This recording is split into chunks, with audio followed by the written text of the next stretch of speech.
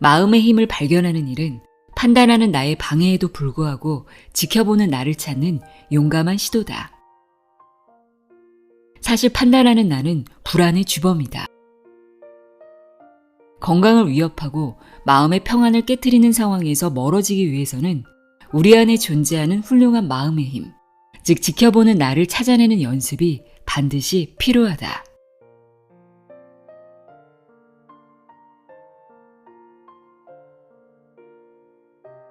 안녕하세요. 나의 소리책갈피 소리내어 읽다입니다. 늘 우리 안에 있지만 잘 모르고 살아가는 마음의 힘을 발견할 수 있는 책입니다. 단지 발견해서 머무르는 것이 아닌 마음의 힘을 다루는 법을 알려주고 있는데요. 나비스쿨에서 펴는 하루에 한 걸음씩 행복해지기입니다. 하루에 한 걸음씩 행복해지기는 마음의 힘을 활용하는 이너게임의 개념을 최초로 정립한 전설적인 코치 티머시 고레이와 에드 안젤릭, 존 호턴 이렇게 두 명의 의학 박사가 함께 쓴 책입니다. 12년간의 실제 임상실험으로 검증한 확실한 스트레스 코칭법이 소개되어 있는데요. 우리가 매일 맞이하는 일상생활 속 스트레스를 즉시 해결하는 효과적인 솔루션을 제시합니다. 티머시 고레이가 창안한 이너게임이란 내 안에 진정한 나를 찾아 불안과 긴장을 가라앉히는 내면의 힘을 활용하는 것인데요. 지난 50년간 스포츠, 경영, 교육, 예술에 효과적으로 적용되었고 애플이나 코카콜라, 롤스로이스 등 세계 유수의 기업들에도 적극적으로 도입됐다고 합니다. 우리 안에는 판단하는 나, 지켜보는 나 이렇게 두 명의 나가 있습니다. 진정한 마음의 힘을 활용하려면 판단하는 나가 아닌 지켜보는 나로 살아가야 한다고 하는데요. 그럼 지금부터 판단하는 나를 내려놓고 내 안에 진짜 나를 찾아 불안과 긴장을 가라앉히는 내면의 힘 활용법에 대해 알아보도록 하겠습니다. 하루에 한 걸음씩 행복해지기, 내용의 일부를 읽어드립니다. 귀 기울여 들어보세요.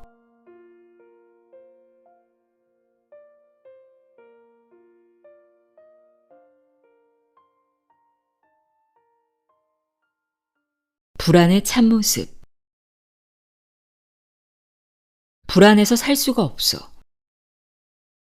하루에도 수십 번씩 들려오는 말이다. 이처럼 우리는 매일같이 불안해한다. 화재, 홍수, 지진의 가능성에 몸을 떨고 휘발유 가격, 생활비, 해고의 위협에 시시각각 직면한다. 은행이 파산할까봐 두려워하고 나날이 무너지는 건강도 근심거리다. 걱정이 일상이 된 세상에 살고 있는 것이다. 실시간으로 쏟아지는 소식도 우리의 마음을 어지럽힌다. 경제가 붕괴되고 주택이 압류되었다는 보도가 사방에서 들려온다. 테러와의 전쟁, 기아와 환경 파괴에 관한 뉴스도 낯설지 않다. 오늘 아침 집에서 벌인 말싸움, 자식 키우기의 버거움, 과중한 업무, 아직 내지 못한 신용카드 대금, 때때로 엄습하는 두통, 눈가기로 밀려드는 세상사는 불안을 한층 가중시킨다. 불행한 사실을 언급하자면 불안은 줄어드는 법이 없다. 일단 이런 상황에 놓이면 행복은 어디론가 사라져버리고 쉽게 화를 내는 상태가 된다. 불안은 우리를 압박하고 그런 상태는 긴장을 가져온다. 그리고 그것에 익숙해진 나머지 압박과 긴장을 삶의 일부라 여기게 된다. 에드 안젤릭을 찾아온 환자가 한 번은 이런 말을 했다. 긴장이 없는 삶은 어쩐지 허전할 것 같아요. 압박감이 경쟁력을 드높인다고 믿는 사람도 많다. 코칭을 받겠다고 찾아온 이들 가운데 사업가들이 종종 이런 태도를 보인다. 성공하기 위해서는 싸워야 합니다. 긴장의 끈을 놓아선 안 되죠. 자신을 끊임없이 밀어붙여야 해요. 사실 이건 그 사람들만의 잘못은 아니다. 사회 전체의 문제다. 끊임없이 울려대는 휴대폰, 4시간의 수면, 그러면서 쉴 새 없이 뿜어내는 아드레날린. 그런 사람들을 무조건 칭송하는 분위기가 만연해 있다는 사실을 누구도 부인하지 못할 것이다. 이런 상황에서는 불안이 성공의 일부로 여겨질 수 있다. 그리고 그것이 위험 신호다. 우리의 몸은 행복하고 균형 잡힌 삶을 필요로 한다. 마음도 마찬가지다. 불안은 몸과 마음을 해친다. 일의 능률도 떨어뜨린다. 성과와 불안이 별개라는 사실을 이제는 깨달아야 한다. 우리를 행복에서 멀어지게 만드는 불안이라는 감정은 대체 어떻게 생겨나는 것일까? 무명 선수에서 이락 스타가 된 브라질의 테니스 선수 구스타보 쿠에르텐을 만나보자. 프랑스 오픈에서 극적인 승리를 거뒀을 때 수많은 기자들이 그에게 몰려들었다. 세계적인 선수들을 연거푸 상대했습니다. 경기를 할 때 상당히 긴장했을 텐데요. 그런 압박감을 대체 어떻게 극복했나요? 기자의 질문에 그는 고개를 갸웃거렸다. 압박감이요? 전혀 느끼질 못했는데요. 놀란 기자가 다시 물었다. 무슨 말씀이죠? 그런 상황에서 압박감을 못 느끼다니 무슨 비결이라도 있나요? 그러자 쿠에르텐이 밝은 얼굴로 대답했다. 시합하는 내내 너무 즐거웠어요. 뛰어난 선수들과 겨룰 수 있어서요. 자꾸 물으시니 생각은 해봤는데 압박감이 어떤 느낌인지 잘 모르겠어요. 그를 둘러싼 기자들에게 압박감이란 현실 그 자체였다. 하지만 쿠에르텐은 달랐다. 그에겐 세계 최고의 선수들과 당당하게 겨룰 기회가 현실이었다. 그는 행복했고 마음껏 코트를 뛰어다녔다. 그런 마음에 불안이 끼어들 여지는 없었다. 하지만 현실을 깨달았을 때 그도 다른 사람처럼 멈칫했다. 우승 소식이 브라질 전체를 뒤흔들었고 그의 인기는 하늘 높이 치솟았다. 승리에 대한 부담감이 그를 짓누르기 시작했다. 그 후 2년 동안 그는 좀처럼 이기지 못했다. 경기에 나서는 것을 두려워했고 표정은 점점 어두워졌다. 거듭된 패배로 스스로에 대한 기대치가 낮아졌을 때 그는 비로소 마음에서 부담을 덜어낼 수 있었다. 안타까운 사실이지만 현대를 사는 우리는 압박감과 더불어 성장해왔다. 어른들은 아이에게 종종 이렇게 말한다. 좀 더 똑똑해야 해. 어서 빨리 뛰어보렴. 그렇게 뒤처져 있으면 안 돼. 더 많은 기대가 더 좋은 결과를 낳는다고 다들 착각한다. 성공하기 위해서는 압박감이 필수라는 근거 없는 믿음에 우리는 떠밀려 간다. 하지만 압박은 어떤 경우에도 도움이 되지 않는다. 스스로 밀어붙이기를 멈출 때 우리는 행복해지고 비로소 실력을 발휘할 수 있다. 코칭을 위해 회사를 방문하면 임원들이 걱정스레 말을 꺼낸다. 직원들을 다그쳐야 회사가 제대로 굴러갑니다. 다른 자리에서 직원들은 말한다. 어떻게든 무리를 해야 상사에게 인정받을 수 있어요. 여기서 중요한 것은 압박과 도전을 구분하는 것이다. 주어진 일을 잘 해내고 싶다는 마음이 들면 그 상황은 도전이 된다.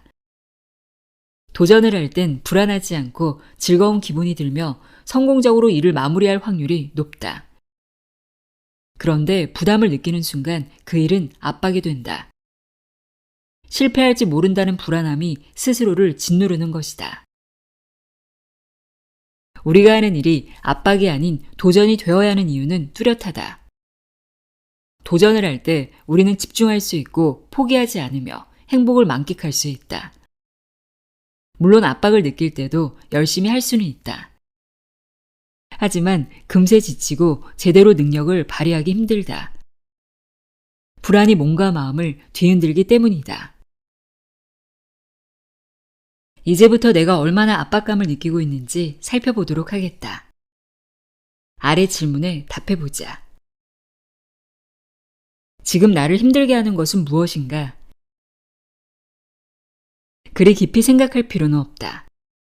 그냥 떠오르는 대로 하나씩 적어보면 된다. 다 적었다면 이제 숫자를 써넣을 차례다. 종이에 쓴 항목들이 나를 얼마나 힘겹게 하는지에 따라 1에서 10까지 숫자를 적어보자. 잘 모르겠다면 아래 예시를 보자. 전혀 불가능한 날짜에 상사가 마감을 강요한다. 7. 사춘기 아들과 아침에 다퉜다. 5. 전기세를 못 낼 만큼 주머니 사정이 좋지 않다. 9. 연로하신 부모님의 병원비가 걱정이다. 8. 너무 바빠서 친구의 결혼 선물을 사러 갈 수도 없다. 3. 아무리 사소한 것이라도 상관없다. 아이들이 시리얼을 달라고 아우성치는데 마침 우유가 똑 떨어진 상황처럼 말이다. 숫자를 다 적은 뒤에 당신이 겪고 있는 증상에 대해 살펴보도록 하자. 아래 질문에 답을 해보면 된다. 힘든 상황을 겪을 때 내게 생기는 증상은? 이때 증상은 몸과 마음에 생기는 것 모두를 포함한다. 참고할 수 있도록 여러 증상의 예를 아래에 적어 놓았다. 손바닥에서 땀이 난다. 머리가 아프다. 배가 아프다. 토할 것 같다. 손이 떨린다. 눈물이 날 것 같다. 크게 울음을 터뜨리고 싶다. 마구 화를 내고 싶다. 소리를 지르고 싶다. 주먹으로 벽을 치고 싶다. 혼란스럽다. 집중하기 힘들다. 아무것도 하고 싶지 않다. 우울하다. 모두 다 포기하고 싶다. 두렵다. 실패할 것 같다. 비난받을 것 같다. 걱정스럽다. 근심이 머리에서 떠나지 않는다. 이제 내가 쓴 내용을 참고해서 나의 압박감 온도를 알아보자. 아래쪽의 설명을 보고 현재 상태에 가장 잘 맞는 온도를 고르면 된다. 36.5도에서 37도. 나의 압박감 온도는 정상범위다. 편안하고 안정적이며 스스로 생산적이라고 느낀다. 휴식을 즐길 시간이 충분하며 자신에게 일어난 일을 깊이 생각할 여유도 있다. 몸과 마음이 건강하고 불안과 관련된 증상도 없다. 매일 아침 상쾌한 기분으로 잠에서 깨어난다. 37.8도. 나는 약간의 압박감을 느끼고 있다. 목이 뻣뻣하다는 느낌, 소화가 살짝 안 된다는 등의 약한 증상이 나타난다. 흥분감이나 피곤함이 생길 수도 있다. 하지만 압박감이 당신의 일상을 방해할 정도는 아니다. 38.3도. 압박감에 어느 정도 시달리는 상태다. 몸과 마음 모두 압박감의 영향력 아래 놓여 있다. 항상 피곤하고 지금 하는 일이 부담스럽다고 느끼고 있다. 38.9도. 나는 현재 심각한 수준의 압박감을 느끼고 있다. 짜증스럽고 몸과 마음에서 관련 증상이 불쑥불쑥 나타난다. 평소처럼 또렷하게 생각할 수 없고 피곤한 상태가 무척 오래간다. 이 이상 일을 맡으면 쓰러질 것 같아 걱정이 된다. 39.4도. 나는 지금 매우 위험한 상태다. 몸과 마음이 압박감으로 인해 심각한 손상을 입고 있다. 이대로 가다간 한순간에 무너질 수도 있다.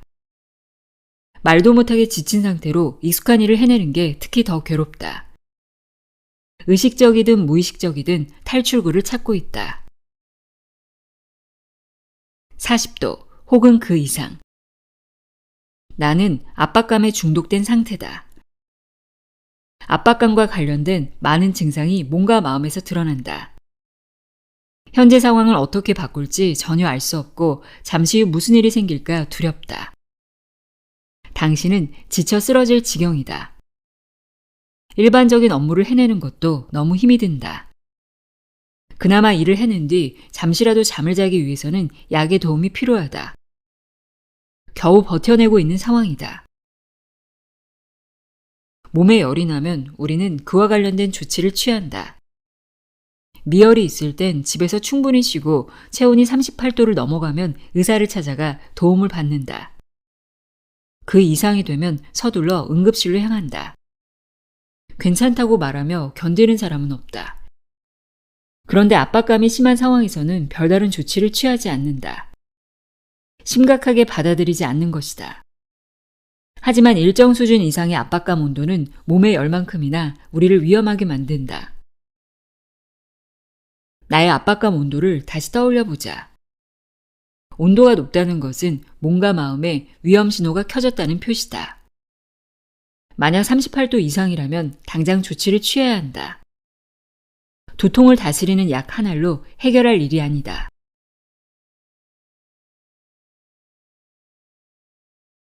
내 안에 있는 두 개의 나.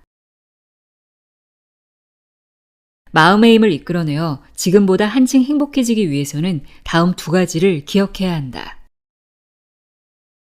하나, 우리에겐 생각 이상으로 훌륭한 마음의 힘이 있다.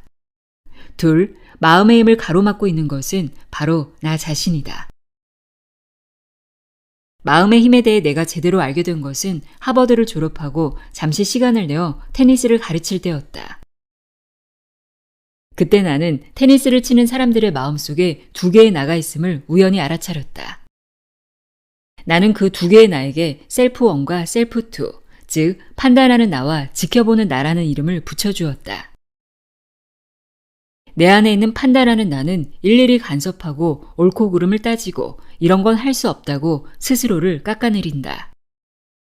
그와 달리 지켜보는 나는 뭐든 자연스럽게 익히고 집중을 잘하고 실수를 하더라도 별로 신경 쓰지 않는다. 지금쯤 눈치를 챘을 것이다. 우리 마음에 자리 잡은 놀라운 힘이 어떤 나한테서 나오는지 말이다. 맞다. 불안이 우리를 괴롭히는 상황에서 안정감을 찾고 행복에 다가서는 비결은 바로 판단하는 나를 내려놓고 지켜보는 나를 발견하는 것이다. 안타깝게도 판단하는 나가 앞쪽에 서면 어떤 일을 해도 우리는 금세 자신감을 잃는다. 테니스를 한번 예로 들어보자. 눈앞에 공이 날아오면 판단하는 나가 마음속에서 수다스럽게 말을 걸어온다. 자, 이제 제대로 자세를 잡아. 왼쪽 발은 앞으로 20cm 정도 내밀고 각도는 15도쯤 바깥으로 틀어야 해.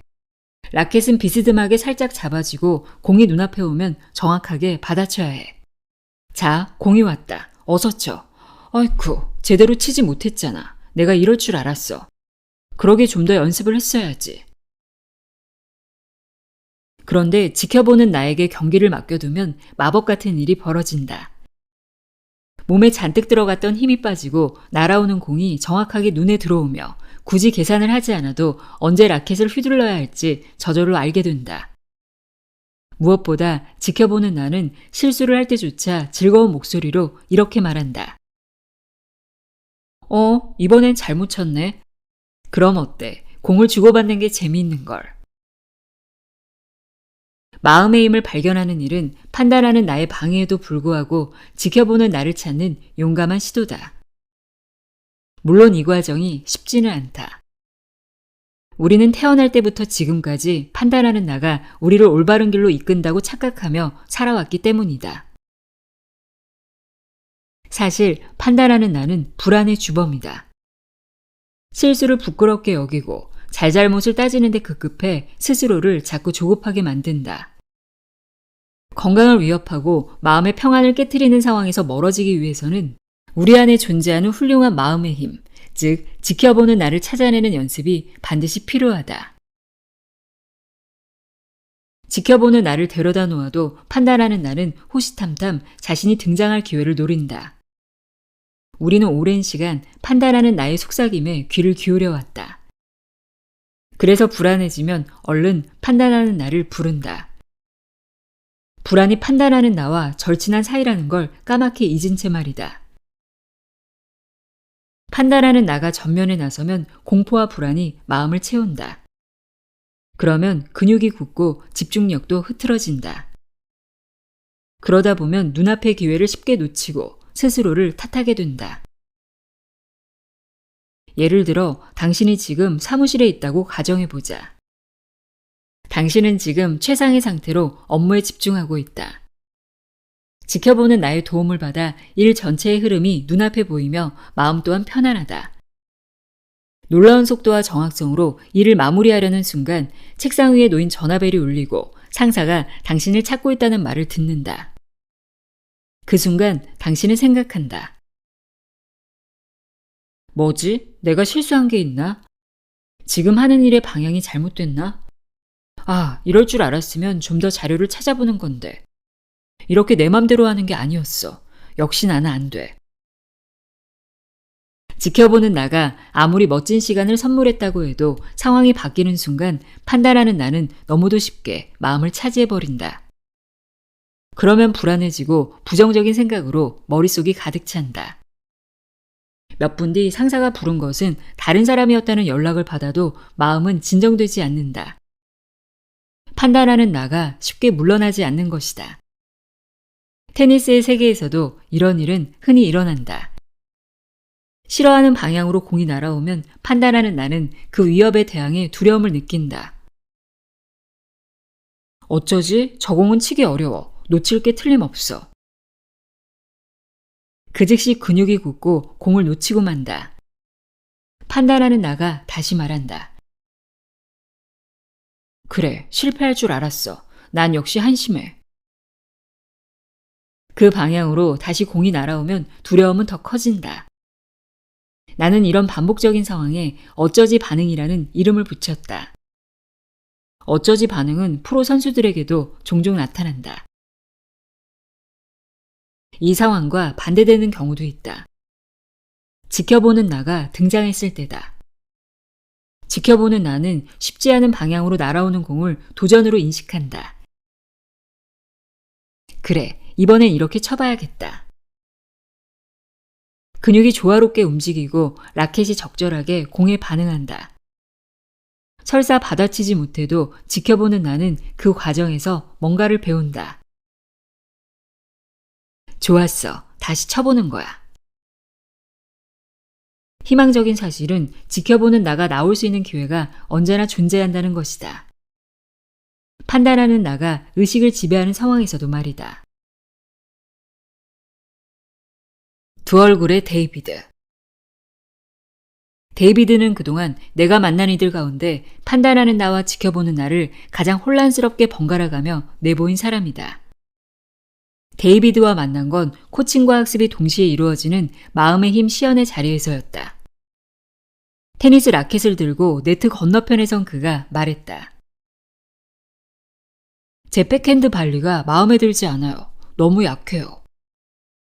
공을 그쪽으로 보내볼게요. 네트 쪽으로 다가와서 한번 쳐봐요. 내 말에 데이비드는 백핸드 발리 자세를 취하며 공을 몇 차례 받아쳤다. 과연 그의 말처럼 공에 전혀 위력이 실리지 않았다. 나는 말했다. 약해 보이긴 하네요. 이렇게 치면 시합에서 점수를 따기 힘들죠. 네, 맞아요. 어떻게 해도 좀처럼 나아지지 않아요. 어떻게 치고 싶은 건가요? 좀 더 강하게 치고 싶어요. 그리고 나는 그의 말에 끼어들었다. 지금 보여주세요. 네? 뭘요? 데이비드가 원하는 백핸드 발리요. 머릿속에 상상하는 그림이 있을 거예요. 그걸 직접 보여주는 편이 제가 코칭을 하는데 도움이 됩니다. 내가 보기에 그는 초보자가 아니었다. 몇 년째 테니스를 쳐온 것 같았고 자신이 원하는 발리를 보여줄 능력이 있었다. 다만 그의 마음속에 능력 발휘를 방해하는 원인이 존재하는 것 같았다. 내 요구를 듣고 데이비드의 얼굴이 진지해졌다.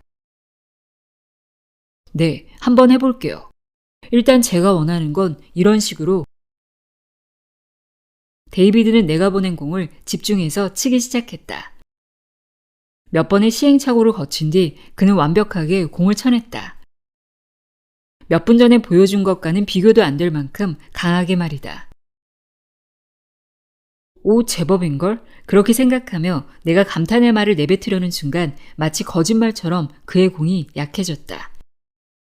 아무래도 마법이 깨진 모양이었다. 다시 처음으로 돌아왔네요. 네, 좀 전에 친 건 그냥 설명하기 위한 거니까요. 이게 제 실력이죠. 그럼 다시 설명하면서 공을 쳐보세요. 조금 뒤 그는 제대로 된 발리를 선보였다.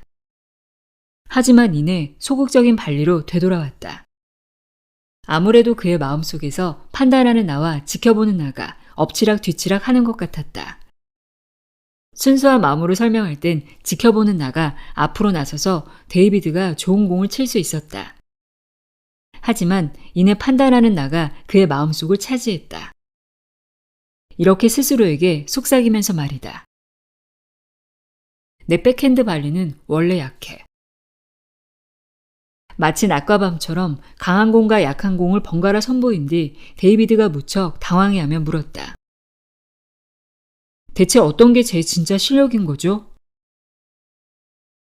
그가 혼란스러워하는 것도 당연했다. 그동안 데이비드의 마음은 철저하게 판단하는 나의 영향력 아래 놓여 있었다. 그는 자신이 형편없다고 생각했고 그 사실을 증명하는 데 시간을 쏟았다. 제법 놀라운 솜씨를 갖고 있는데도 말이다. 그 선택은 당신의 몫이에요.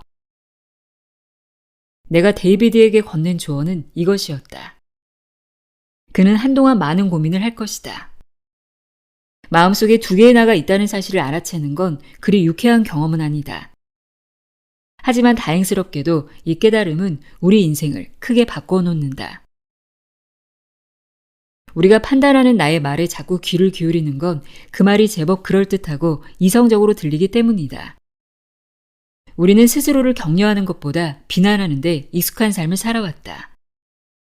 하지만 그건 진짜 삶이 아니다. 데이비드가 언제쯤 실력을 발휘할지 알 수는 없었지만 그는 그날 새로운 발걸음을 뗐다.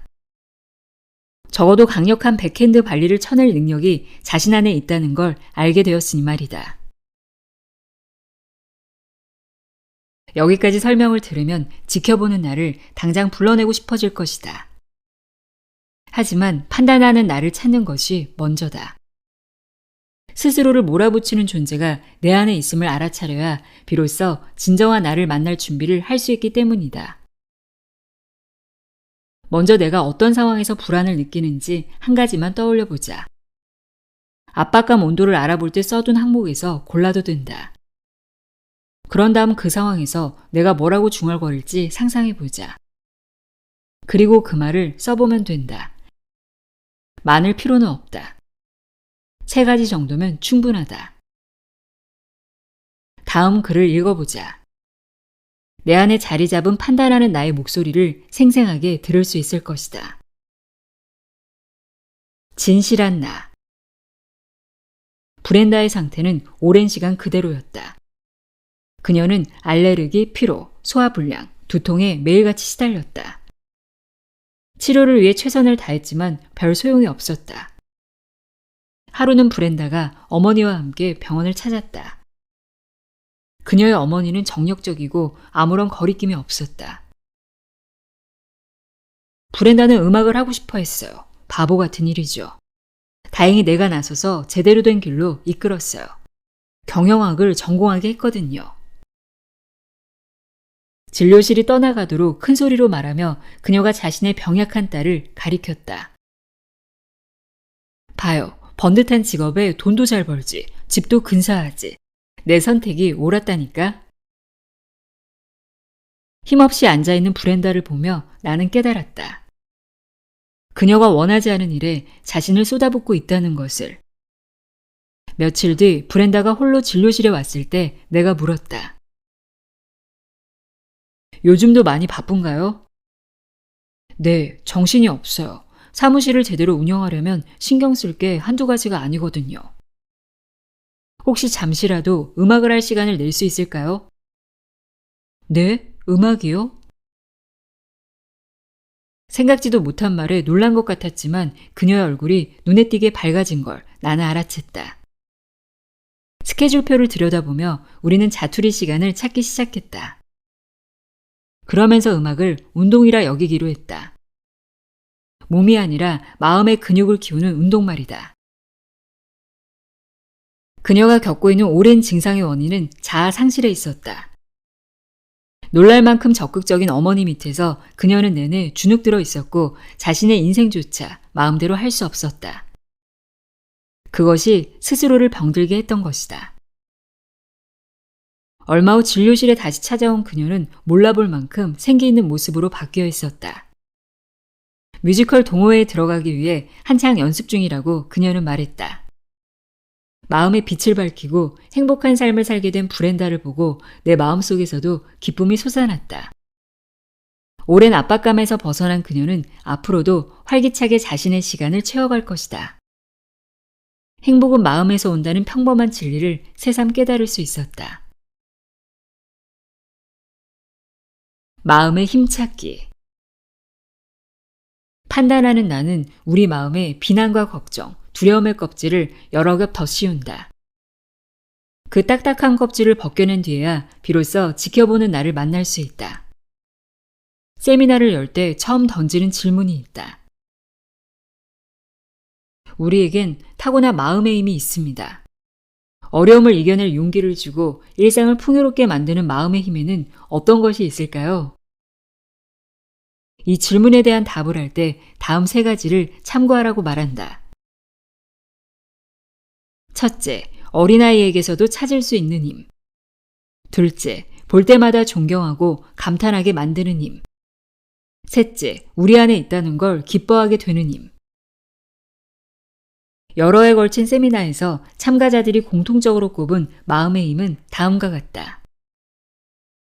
올바른 깨달음, 강한 용기, 또렷한 배움, 선택과 책임, 즐거움과 감사, 사랑과 친절, 희망과 신뢰, 창의력과 호기심, 적극성과 진실, 행복과 만족.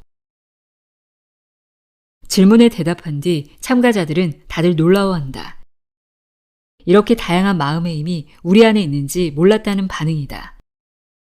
사실 우리는 명료함과 평온함을 처음부터 지니고 태어난다. 두려움과 좌절이 아니고 말이다.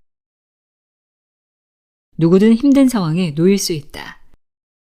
소중한 존재를 잃을까봐 두려워하고 주변을 통제할 수 없을 땐 괴로움을 느낀다.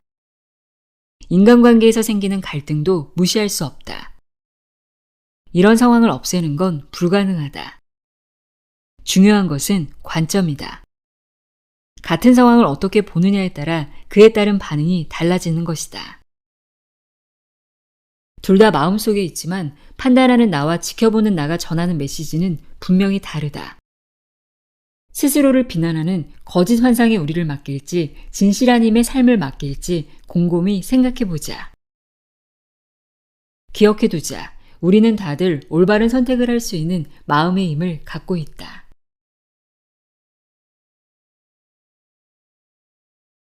평온을 부르는 암호, 관떡구.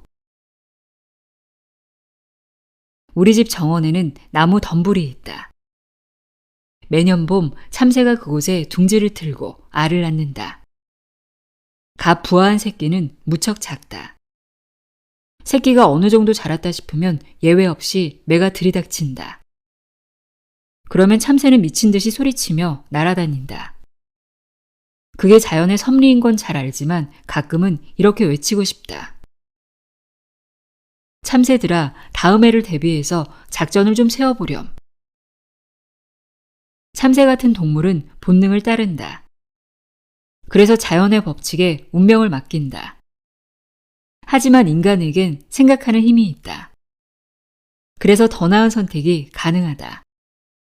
그러나 급박한 상황이 닥치면 우리는 종종 무기력한 참새처럼 허우적댄다.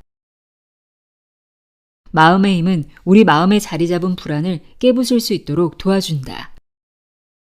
세미나를 진행하면서 다음 3가지 행동이 지켜보는 나를 불러내는데 적절하다는 결론을 얻었다.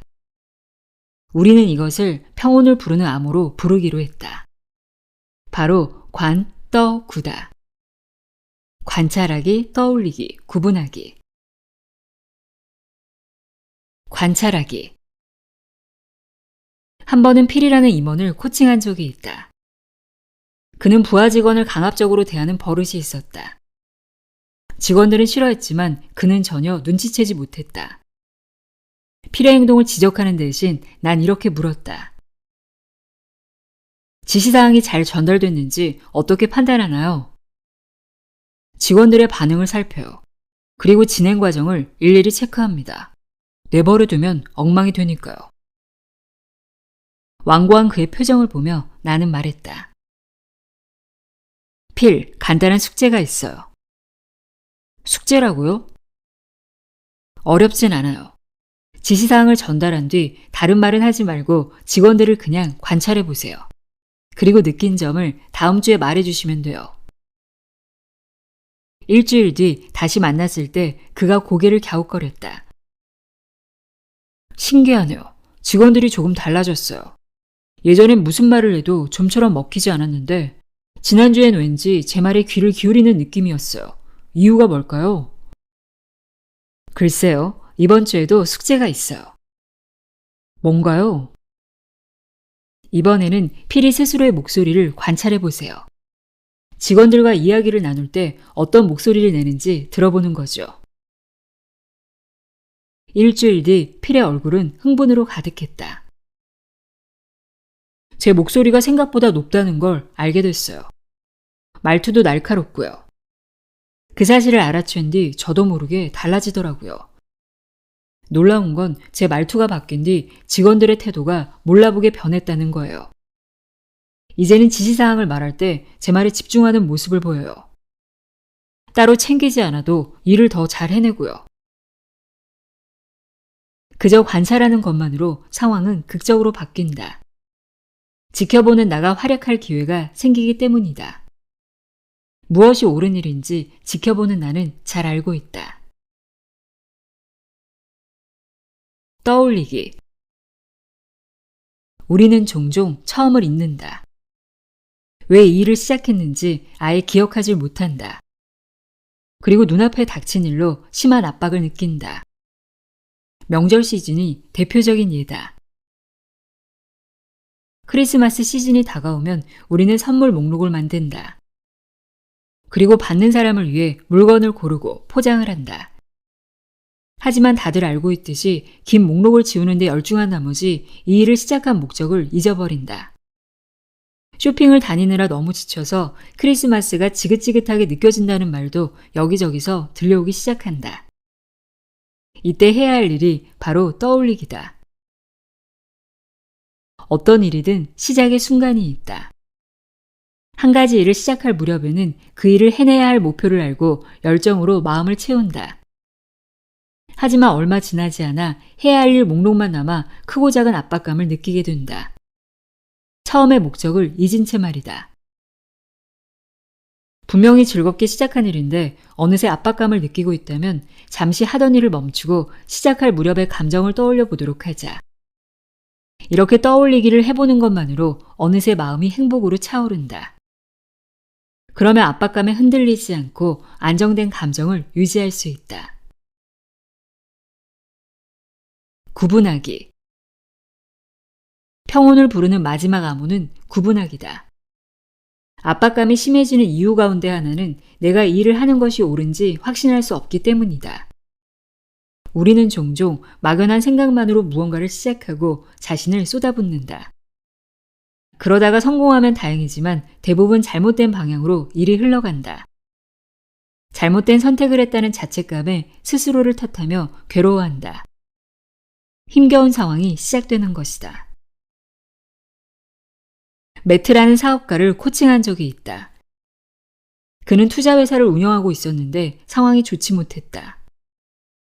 큰돈을 투자한 스타트업 기업이 전혀 성과를 내지 못했기 때문이다. 매트는 그 사실을 부끄럽게 여겼다. 그래서 화를 내기도 했다. 자신의 선택이 잘못된 결과를 가져왔다는 생각에 자존감에 단단히 상처를 입은 상태였다. 저는 실패자예요. 그렇게 자신을 탓하는 그에게 구분하기를 권했다. 스스로의 가치와 일의 결과를 나누어 생각하라고 말해준 것이다. 매트는 자신의 힘으로 투자회사를 만들 정도로 지금껏 능력을 발휘해왔다. 일을 하다 보면 선택의 순간이 오고 그 선택이 꼭 성공을 가져온다는 보장은 없다. 설사 실패한다 해도 배울 것이 있으며 스스로의 가치는 여전히 변함없다는 사실을 깨닫는 것이 구분하기의 핵심이다. 매트가 새로운 사업 전략을 알게 된 건 아니다. 하지만 상황을 수습할 능력이 스스로에게 있다는 사실을 깨달은 순간 그의 표정은 눈에 띄게 밝아졌다. 수익률 그래프를 보면서 그의 마음은 다시 혼란스러워질지도 모른다. 하지만 자기 자신과 일의 결과를 구분해야 한다는 걸 알게 된 이상 그의 마음에서 판단하는 나의 자리는 점점 줄어들 것이다.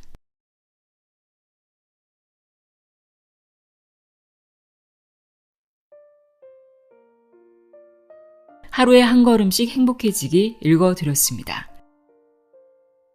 제목부터 참 마음에 들었던 책인데요. 지켜보는 나라는 존재가 있다는 것을 발견하는 그런 의미 있는 시간이 되었길 바랍니다. 오늘도 함께 해주셔서 고맙습니다.